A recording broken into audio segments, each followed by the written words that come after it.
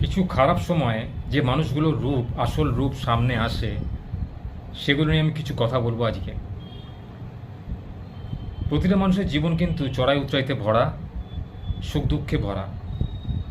কিছু সময় দুঃখ, কিছু সময় সুখ, সুখের পরে দুঃখ, দুঃখের পরে সুখ আসে। আর এই মুহূর্তের মধ্যে আমরা কিন্তু প্রচুর লোকের সঙ্গে মিলিত হই, কথাবার্তা বলি, নতুন সম্পর্ক তৈরি হয়, আবার সম্পর্ক ভেঙেও যায়, আত্মীয়তা তৈরি হয়, আত্মীয়তা ভেঙে যায়, শত্রুতায় পরিণত হয়। বিপদের সময় কে আপনাকে সাহায্য করলো, কে আপনার পাশে থাকলো, এটা কিন্তু এই সময় বড় বিবেচ্য বিষয়। কারণ দুঃখের সময় দেখবেন কেউ আপনার পাশে থাকতে চায় না, কিন্তু সুখের সময় অনেক অজানা লোকও আপনার পাশে থাকতে চায়, শুধুমাত্র আপনার অর্থটাকে ভোগ করার জন্য, আপনার সম্পদটাকে ভোগ করার জন্য।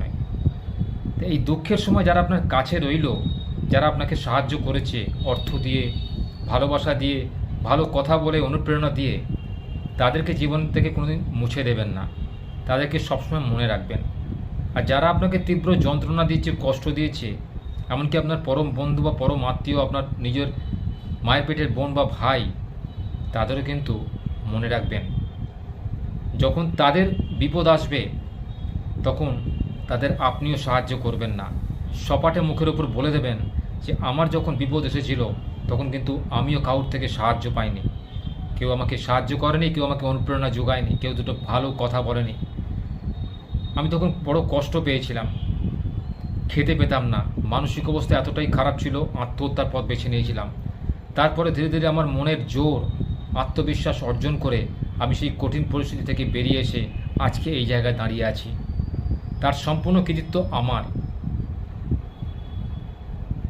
এমনটা যদি বলতে পারেন, দেখবেন যারা আপনার সঙ্গে ছিল না, কাছে ছিল না, শুধুমাত্র আপনার অর্থ বা যশ মান খ্যাতির ভাগ নেবার জন্য আপনার সঙ্গে মেলামেশা করেছিল, আপনার সাথে সম্পর্ক পাতিয়েছিল, মিথ্যে সম্পর্ক, তারা কিন্তু দেখবেন নিজেদের ভুল বুঝতে পারবে, নিজেরাই নিজেদের প্রায়শ্চিত্ত করবে। সবসময় চেষ্টা করবেন নিজে সৎ থাকতে।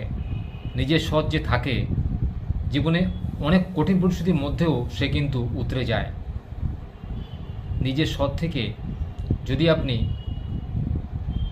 এই যে কে আপনাকে সঠিকভাবে সাহায্য করেছিল, কে করেনি, সঠিক বন্ধু ও সঠিক আত্মীয় কে, কে প্রকৃত উপকারী বা পরোপকারী যদি চিনতে পারেন, তাহলে আপনার জীবনে কিন্তু কখনো কোনো অভাব থাকবে না, কোনো অসুবিধা হবে না আপনার জীবনের স্বাধীনভাবে বাঁচার জন্য।